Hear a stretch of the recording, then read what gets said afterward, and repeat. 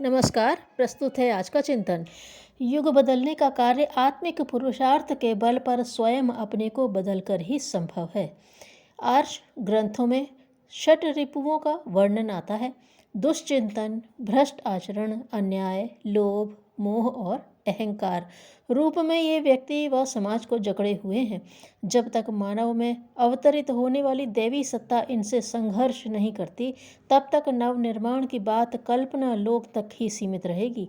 जब जब दैवी सत्ता ने अवतार लिया है, तब तब उसका यही उद्देश्य रहा है कि उन षट रिपुओं से मानवता की रक्षा की जाए जो सभी व्यक्तियों में न्यूनाधिक मात्रा में विद्यमान रहते हैं। दैवी सत्ता सद्विचार व स्वभाव के रूप में प्रकट होती है और इस प्रकार यह देवासुर संग्राम सबके अंदर सतत चलता रहता है। आकांक्षाओं का नए सिरे से निर्धारण करना चाहिए। विलास, वैभव की, ठाट बाट की, अमीरी और पदवीधारी की लिप्सा अंततः जीवन की सार्थकता में किस प्रकार अवरोध उत्पन्न करती है, किन किन कंटकाकीर्ण झाड़ियों में भटकाती है, इस पर दूरदर्शिता पूर्ण चिंतन होना चाहिए। यदि ऐसा बन पड़े तो तत्काल दूसरा राजमार्ग खुलता है।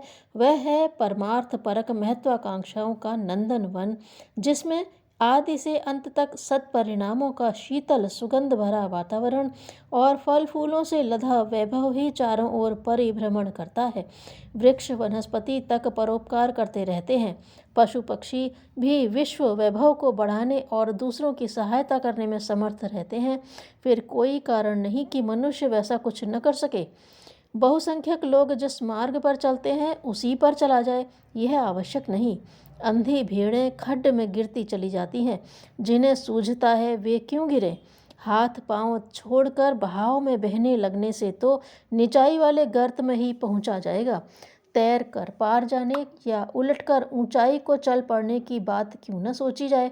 यह शुभारंभ इस निर्धारण के साथ होना चाहिए कि आकांक्षाओं को मोड़ा मरोड़ा जाए, औरों से उपलब्ध करने की ललक और अनावश्यक अपव्यय की लिप्सा पर नियंत्रण किया जाए।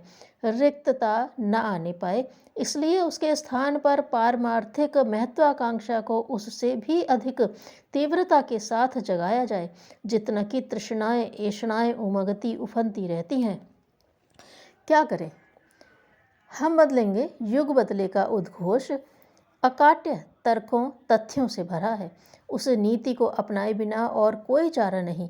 युग परिवर्तन के लिए जिस आत्म परिवर्तन की आवश्यकता है, उसका शुभारंभ श्री गणेश इस प्रकार होना है कि अमीरी के सपनों को विदा करें और शालीनता की रीति नीति अपनाने की आत्मनिर्भरता का संकल्प पूर्वक वर्ण करें। पिछला कदम उठाना और अगला बढ़ाना ही प्रगति क्रम है।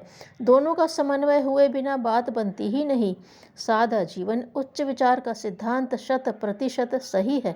जो उच्च विचारों का वर्ण करना चाहते हैं, श्रेय पथ पर चलना चाहते हैं, उन्हें सादगी अनिवार्यतः अपनानी पड़ेगी। अन्यथा लिप्सा लालसाओं के अंधड़ में उच्च विचार मात्र कल्पना भर बने रहेंगे। चरितार्थ होने की दिशा में 2 कदम भी आगे बढ़ न सकेंगे।